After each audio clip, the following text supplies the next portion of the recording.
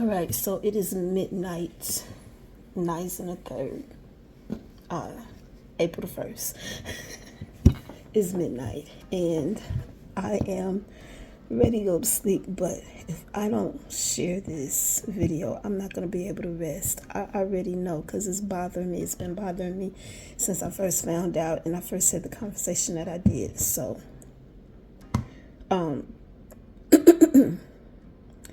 one of my favorite stories in the Bible is that of Ezekiel chapter 37, where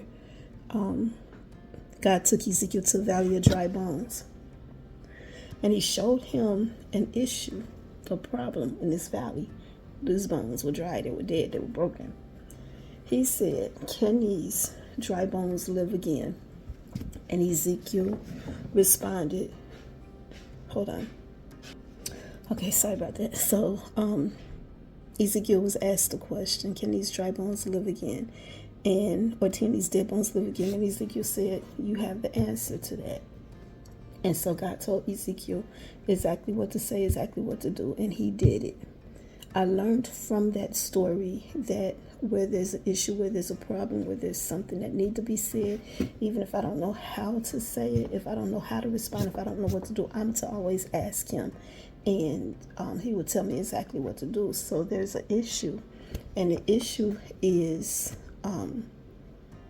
that there is something that is important to some people that I know is very important to these people. So they are adamant about it. Like they're meticulous about this particular thing. And I'll tell you what it is in a minute. And anyway, because I study this information, I'm familiar with it, and I follow this information myself. So because of that, I am aware. And being aware, I'm also aware that their timing is off. So when it was presented to me that the timing was off, when the date was presented to me, or their stuff, and I noticed it, I shared, like, you need to let them know, like, because I know how they feel about this, so you need to let them know they need to look at this date again because it's wrong. The response that I received was one that actually made me feel like those who are responsible for this timing is unapproachable. And so that is an issue that I talked to the Lord about. After the fact, I talked to the Lord about it, like, because this thing is really bothering me. I talked to the Lord about it, and my question was like, you were never, in my talking to the Lord, the Lord is never unapproachable. Like in Jeremiah 33:3, he says to us to ask of him and he will show us. He wants us to have that type of relationship with him where we can ask him if we have questions about anything. Another thing, Abraham, it wasn't a question that Abraham had, but Abraham was interceding on behalf of his nephew. And so he was like, are you gonna, if there was 30 righteous people in the city, would you destroy Sodom and Gomorrah? And God was like, no. He said, forgive me, but let me ask you again, if there's 20, 10. God finally said if there was 5 people in this city, he would not destroy. So God allowed Abraham to intercede and to approach him. And of course, it wasn't 5, it was 4. So, the city got destroyed. And at the end of the day, 1 still fell off. So only 3 was saved from that. And I'm talking about Sodom and Gomorrah. But he wasn't the only one. Moses also interceded on several occasions for the people. And here's the thing, God had to change out because he was going to kill all of them. He was going to kill all of them Israelites. But he allowed Moses to intercede. And because of how Moses interceded, God refrained from what he initially was going to do. So if our Heavenly Father, if our Creator is approachable, if he allows us to approach him, if he allows us to intercede on behalf of others, why is it that man who claims to serve God is not approachable? Since, what's going on here with that? What's going on? Okay, so that was my first thing that I talked to the Lord about. And then here's another, because I just kept going on, because I'm like, I need illustrations. Every time Jesus talked to the people, he always used illustrations, things that they could identify with. So here's one of my illustrations. Just recently, last week, I think it was last week, maybe it was the week before, I think it was last week, the company who makes Tostitos, the chips, corn chips, the company that makes Tostitos, they did a recall on one of the brands of Tostitos that they make. It's like in a orange, like a bright orange bag. I don't remember the flavor of it. I want to kind of say Cantina, but I don't even think that's the flavor. I don't even know why that came. But anyway, my son had showed me a picture of it, but I didn't have a link. So I ended up later on in that day going to look it up. And when I looked it up to read the article, what I found was it wasn't anything wrong with the chips. Like, it wasn't, because I wanted to know if it was all the chips, because we got a bag of Tostitos here. And it wasn't all of the chips. And it wasn't even really anything wrong with the chips. It was this one bag. And the reason, or this one brand, or flavor. And the reason why they were recalling this flavor or brand of Tostitos chips was because on the labeling, it was not noted the allergens. Like, it'll say on the bag, made, like made around peanuts, like if you have a peanut allergy, or I'm trying to see if one of these bags. Oh, okay, so here, like this bag here, this is a bag of dates. So here, on the label, it says may contain almonds, pecans, or pistachios, but that's not what's in this bag. This bag is a bag of dates, but because it was created or put together in a place where they make other stuff, it's saying that it may contain that. And so that is not, so on that particular bag of chips, it didn't have the allergen on there. So they had to literally recall all of this particular brand. And so I'm sitting here and I'm looking at this and I'm thinking about it, and I'm talking about this tonight before the Lord, because this issue that I'm about to share with you is really bothering me. And so I'm talking about this, and I said, the people, because they do so many checkpoints. So where the label and the bags are made is in a different area, because this is computer generated. So it's in a different area from where the food is made. And then the bags they go through, and then they're it's like a warehouse set up, and they're filling these bags, like, so if they had caught, like, okay, so the people who did the labeling, they missed it, right? They let it go through, they forgot it, they missed it. But the bags go through so many different checkpoints even before it gets to where they're filling the bags. So there was so many different areas where they could have caught that the labeling was incorrect. And if somebody saw it and didn't say anything, if somebody saw this labeling error and did not say anything, they allowed this issue to go into mass print, because they ship this stuff out to so many different cities and so many different states. So they made a lot. So now the food itself that was in the bag, everything has to be tossed. Everything has to now be recalled. They're concerned that somebody might have got this stuff that might have had an allergen issue. So like there's this whole big recall on this product that could have been caught in the warehouse. It could have been caught beforehand. It could have been caught even if they printed out a whole bunch of bags. They could have caught it before they filled the bags. That would have saved a whole lot of money. They would have lost money, of course, on the printing of the bags, but even still, they would have saved money in having to now throw away product.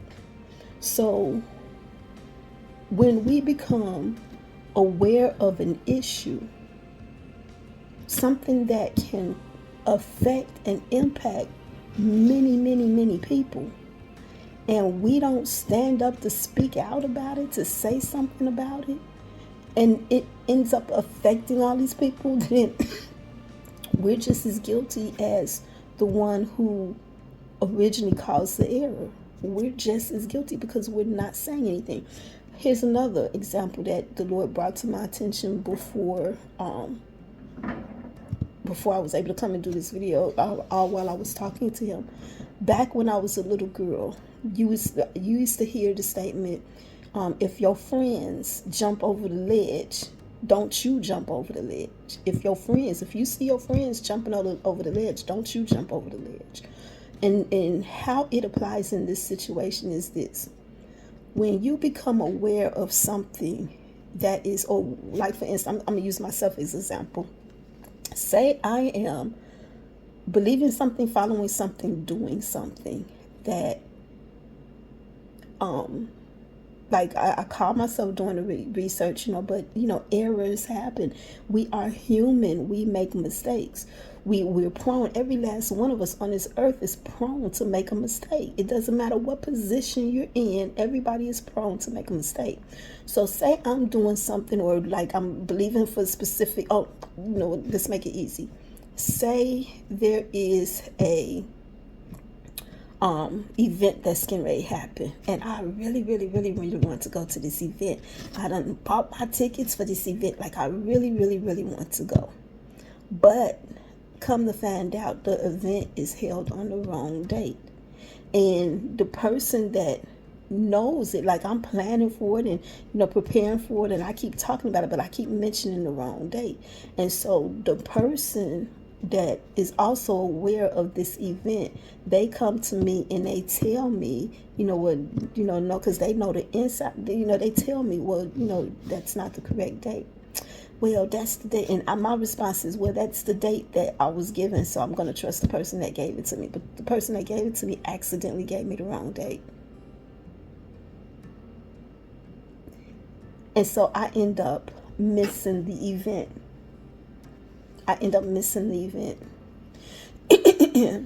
Why? Because when I was told by somebody else that the date was wrong, instead of me checking just to verify it, I make the comment, well, no, I trust them. They're the ones that hold the event. I trust them and what they say. But they accidentally gave me the wrong date. Or how about this one? Now, this is something that really happened. So, a few months ago, one of my cousins passed. And my other cousin called me to tell me about it. Now, initially, she wasn't planning on going to the funeral, but, she called me and she was telling me about it, and she decided at the last minute to get dressed and go. Now, I didn't pay attention to the date. She's telling me all of this over the phone, so we're just talking. But she gets dressed and she goes, right? And the date, like the information for when the funeral, it was literally on there. But, like I said, I wasn't paying attention to it. Like, I'm just listening to her talk to me. And she drove all the way out there only to find out that she drove out there on the wrong day. Hold on. Okay, sorry about that. My hubby was passing through. So, so my cousin was talking to me on the phone. They're in a different state. I'm here. They're in a different state, so I could not have went. So I'm just talking to her, and at first she was like, what, I don't really feel like going, but then she got dressed and she got in the car and she drove to go to the funeral so that she could be in attendance at the funeral. How about she drove all the way out there and it was the wrong date? So, because she drove out there, did you think that they was going to actually hold the funeral? It was the wrong date. So she drove back home, but she did end up going back the next day. But the point of the matter was, she went on the wrong date. So I mentioned that to say this. I follow Passover. Because of the fact that this is a celebration that Almighty God, our Creator, instituted and commanded, that this was a celebration, a perpetual celebration for us to remember Remember that he is a deliverer, that he is a redeemer, that he is a way maker, that he is the one that protects us and will bring us out of bondage. Like it's for us to remember the date of Passover. He set how to celebrate Passover. He set the date of Passover is the 14th of Nisan, and it happens at 6 p.m.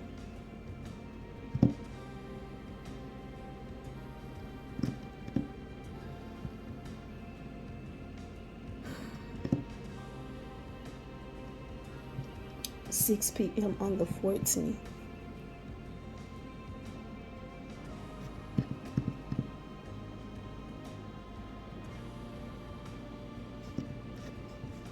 Oh. Okay.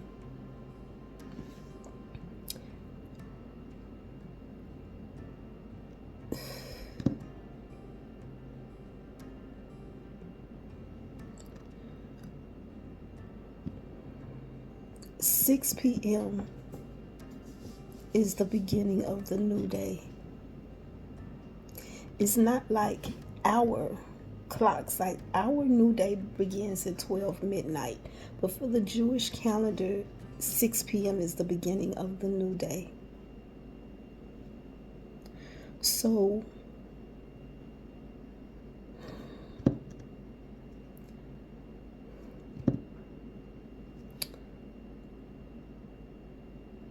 there is another celebration that is done on the 15th of Nisan, and that celebration is called the Feast of Unleavened Bread. That happens at 6 p.m. Or it happens on the 15th, but the 15th begins at 6 p.m. the day before. And like then all that day is the 16th, and then at 6 p.m. is the next day. So this one particular religion, I'm going to call their name, Jehovah's Witnesses. Out of all of the denominations, Jehovah's Witnesses do celebrate Passover. And they only celebrate Passover, like they don't do the unleavened bread and the Feast of First Fruits and Counting the Omer and Pentecost. They don't do any of the other celebrations. But they do look at and try to honor Passover. So one of the things that they do on Passover on Nisan the 14th, they come together at 6 p.m. on Nisan the 14th, and they like have wafers and cup, and they like pass that around, and they don't drink it or anything, but they do pass it around. Well, they make a big deal about it. They print up the invitations and stuff, and they make a big deal about it. Probably not as much as I do, but they do make a big deal about it.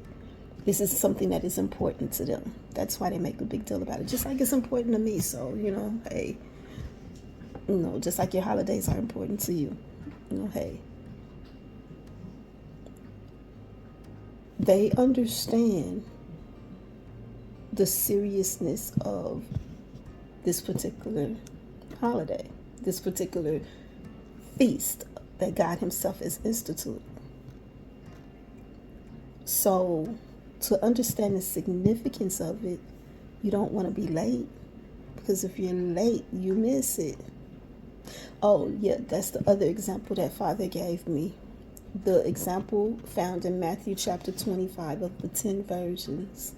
Remember, 5 had oil, extra oil, and the other 5 did not have the extra oil.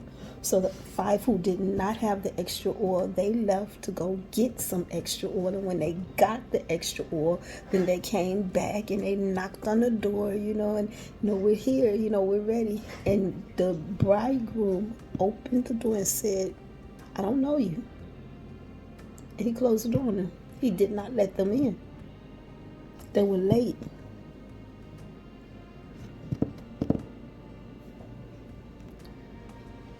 So I mention that because 2 things. Number 1, Going back to the statement that I used to hear as a child, if you see your little friends jumping off a ledge, that don't mean you have to. That's what they were saying, to us. Which at the same token means, as I'm older and I'm considering it now, it basically means that if I am aware that you are doing something that we both follow and you're doing it, or if you're doing something, you're following something, you and your little group, you're following something, but you become aware that the date is wrong, and you're going to continue to follow them, you're going to trust them, even though the date is wrong and it is proven that the date is wrong, but you're going to trust it anyway, as opposed to saying, like, if these are people that you care about, if these are people that you care about, when you care about somebody, you will warn them. You will let them know, even if you have to be strategic in how you warn them, which takes me back to Nathan, when he had to approach King David about the mess that he had did with Bathsheba and killing her husband. Now, Nathan, the prophet, knew, I gotta be strategic in how I do this, because he's trying to cover it up. But so how he did it, he didn't just go say, you shouldn't have did that. Like I know what you did. You shouldn't. He didn't do that. He presented a situation in a way that King David had to judge on it. And when King David judged on it, he said, "That's you." And then he told him what he did. And King David, and the point of doing it the way he did it was to reach the heart of the person. So I feel like, which is why this is bothering me so much, I feel like from the way I was, from the response that I received, I feel like I was being told that those who are in these positions of leadership are unapproachable. As if they don't make mistakes. They can make mistakes. We all can make mistakes.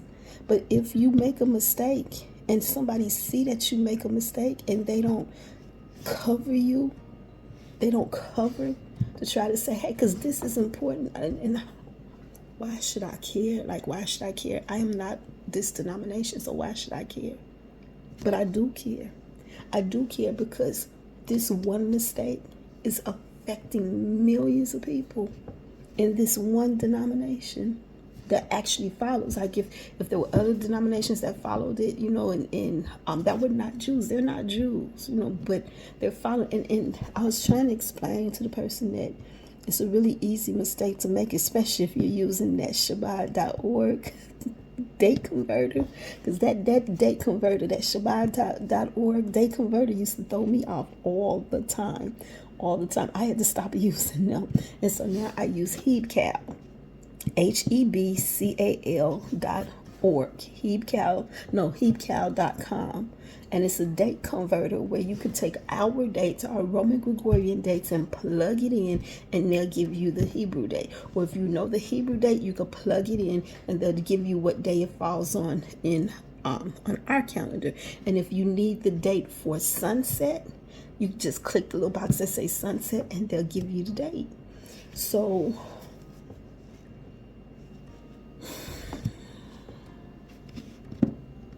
when you care about somebody, you'll warn them. And that's like my whole thing about it, because this thing is serious, and because it is early enough, because today is officially Nisan the 3rd. Like, it's 12:35 now in the morning, but it became Nisan the 3rd at 6 p.m. yesterday, or last night. But at 6 p.m. it became the 3rd. So it is technically Nisan the 3rd. So there is 11 days. 11 days. It doesn't take much, like with it being 11 days. They got all these different congregations. All they got to do is send a message. We got cell phones. We got computers. All they got to do is send a message We got the date wrong by accident. This was printed in accident.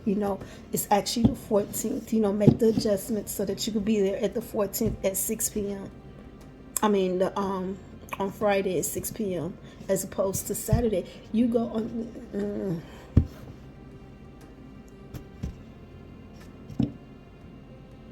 It's just like my cousin going to the funeral on the wrong day. She went, to go, like she literally wanted to show her respect. She went and it was the wrong day. So wasn't nobody there. There was no funeral. It was the wrong day.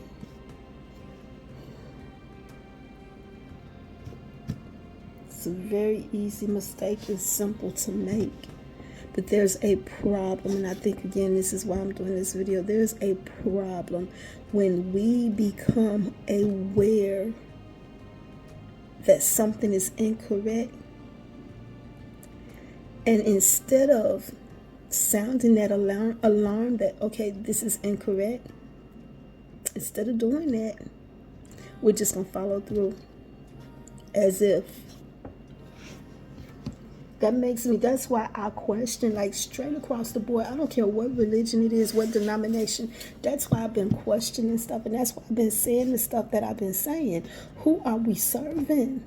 We're serving the denomination, or are we serving God Almighty? Who are we serving? When we would rather allow leaders to lead us and everybody else in the wrong direction, when we know, like, it's like being in a car with somebody. This is just another example. You in a car and you are following the map. You're looking at the map, you're following the map. Somebody else is driving, but you're following the map. You're looking at this map. Now, you're looking at this map. And the person got the GPS on, but you're looking at this map now. And so they's like, well, I trust the GPS. I'm going to follow the GPS, but you're looking at this map, and this map is saying turn right here. But the GPS says keep on going down, but the map says turn right here. And you just, and the person's like, well, I'm going to follow what the GPS say, and the GPS take them in a whole different direction. Why? Because the information was plugged in wrong. So the GPS is going to take you to what was plugged in. That reminds me of the Apostle Paul. He literally told them, he said, y'all don't need to set sail. There's a storm coming. It's going to be bad. Don't set sail. And it was like, we've been, this is my boat, and I've been piloting this boat or whatever, sailing this boat for da-da-da-da-da-da. And so dude set sail anyway. And what happened? A storm come. And the storm was really bad. And it was about to tear up the boat. And they was all scared and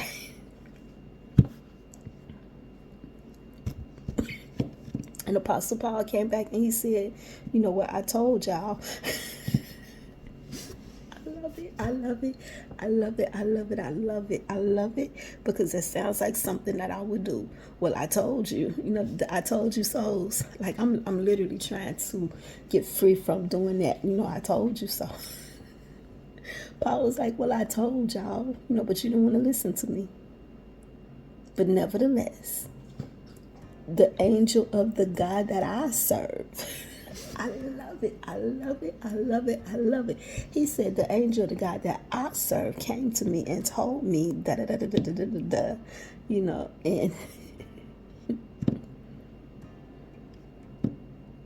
y'all.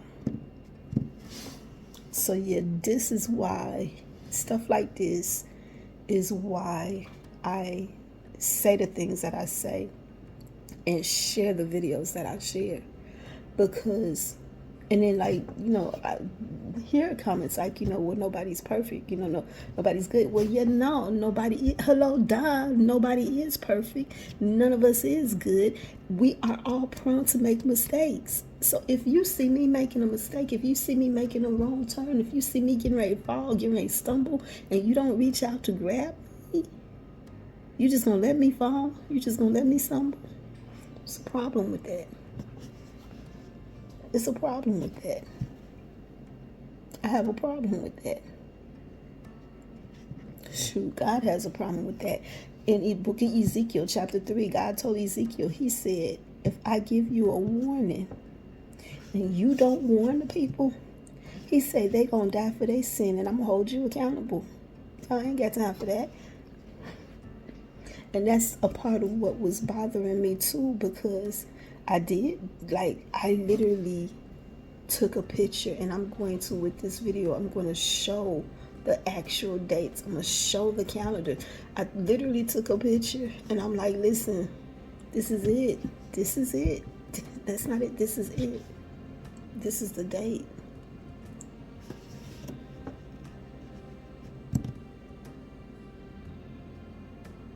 And it bothers me because it's like this. Titanic.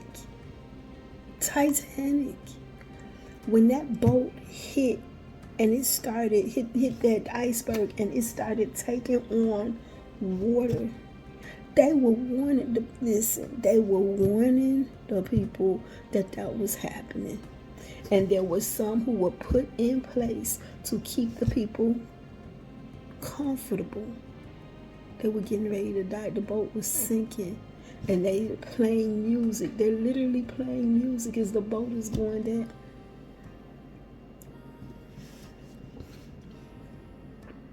Can't.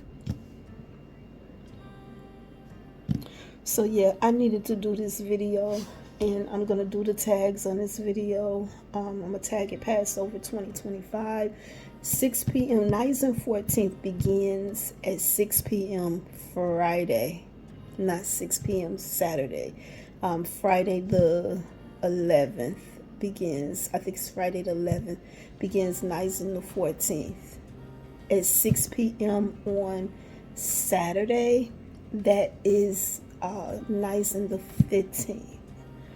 The calendar that you will use, like if you're interested in keeping up with these Hebraic dates, the Jews, they have a lot of different celebrations that they do, just like everybody else do. They got a lot of different celebrations.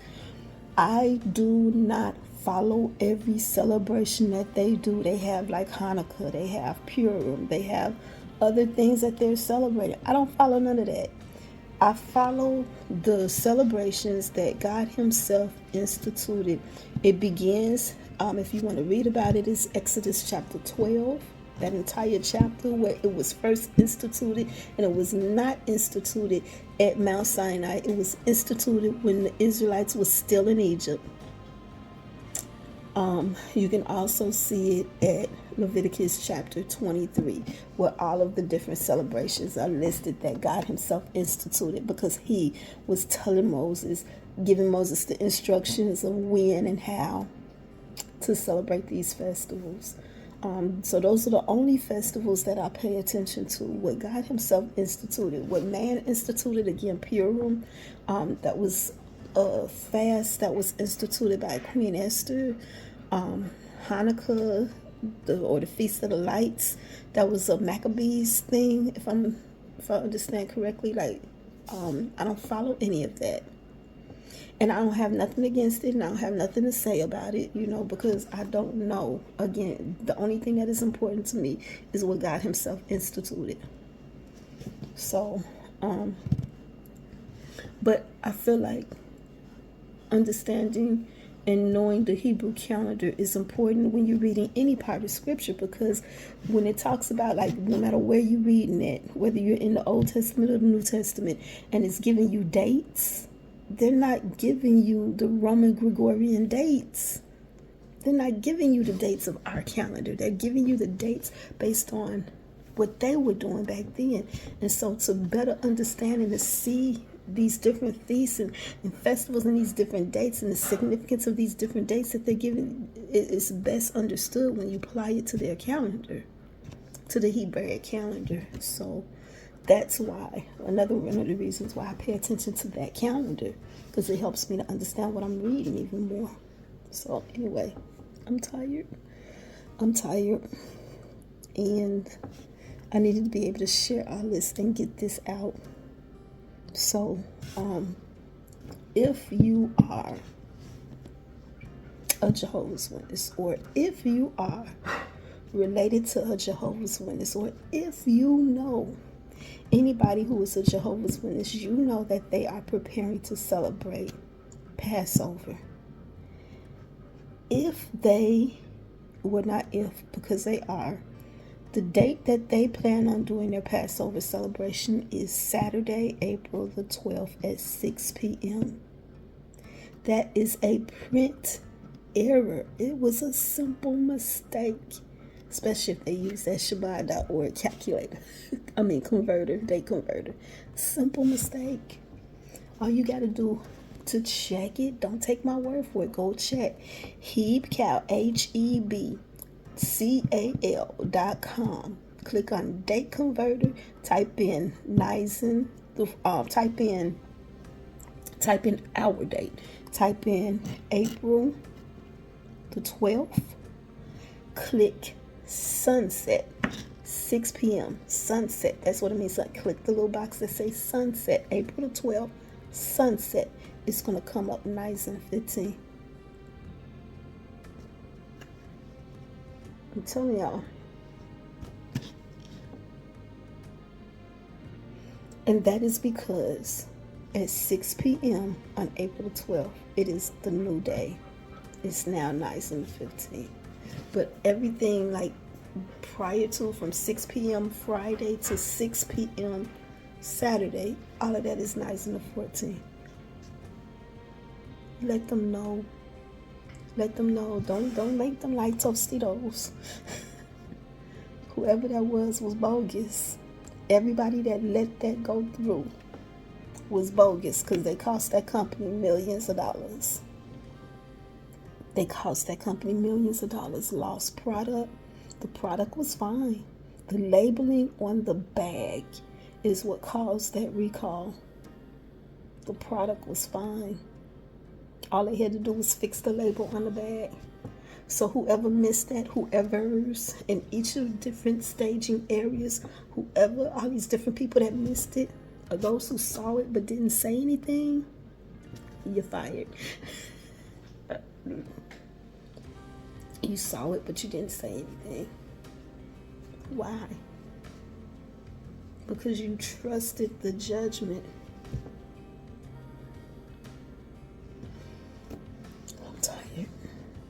Tired. I'm going to sleep now. I'm going to let this go. Because this is the most I could do. This is the best that I could do. Put it on a video. Hope that somebody sees it.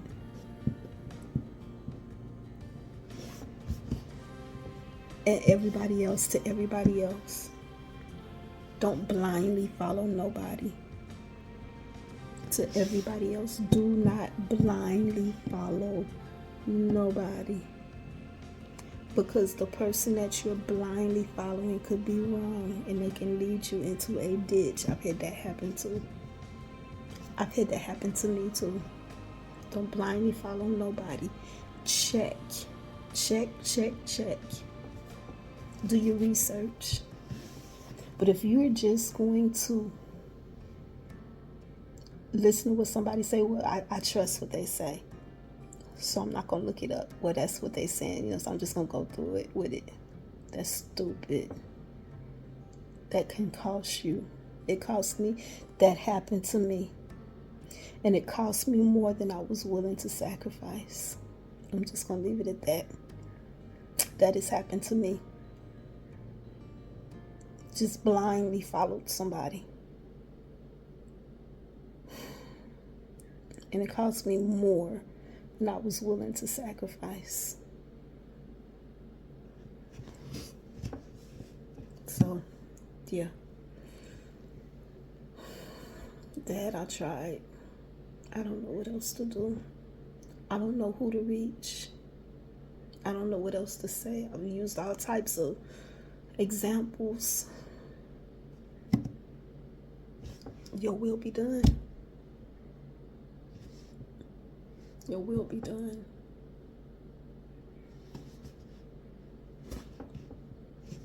Good night.